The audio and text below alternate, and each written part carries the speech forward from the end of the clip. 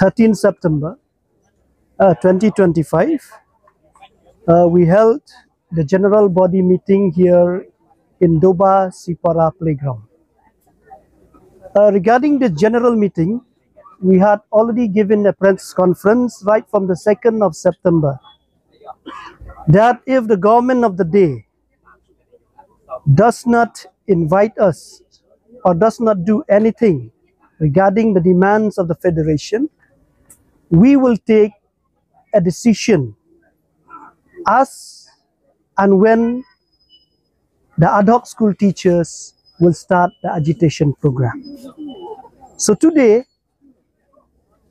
after a series of discussion, the Federation of All School Teachers of Meghalaya, we take one unanimous decision.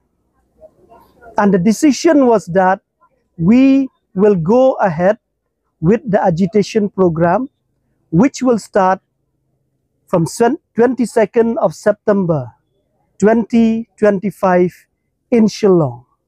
The agitation program will start with a mass rally from Malki Ground at 11 a.m., followed by an indefinite sit-in demonstration. That is, the ad hoc teachers in Shillong will spend their restless night in the streets on the 22nd itself indefinitely. And the teachers in Garo Hills will start the indefinite sit-in demonstration on the 24th September 2025. So the Federation of All School Teachers of Meghalaya, why we took this unanimous decision? The main reason was that the demand of the ad hoc schools had been kept pending by the government for decades. We had been demanded for the upgradation of all schools to the deficit system. And if not to the deficit system, at least the government should upgrade the school to the pattern deficit, that is the pay scale plus other allowances.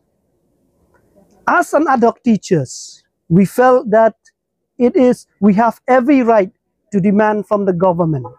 Why? Because ad hoc teachers had been contributed to the state in terms of education right from the year 1980s, 1990s till date, and will continue to do so. For example, in the previous data or statistics which was released by the Directorate of School Education and Literacy, that is DSEL, we saw that the ad hoc teachers had really contributed to the state.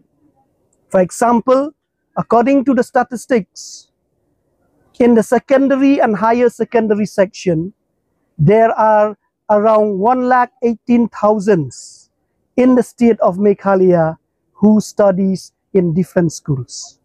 Out of these 118,000, 12,500 are in the government schools and 1,500 are in the private unaided schools. And nearly 104,000, they are the students who studies in the grant in aid schools, that is the deficit, and the ad hoc schools. Which means at the end of the day, we know that ad hoc schools had contributed a lot in terms of education. But the only difference is the salary when we compare with other teachers of the state.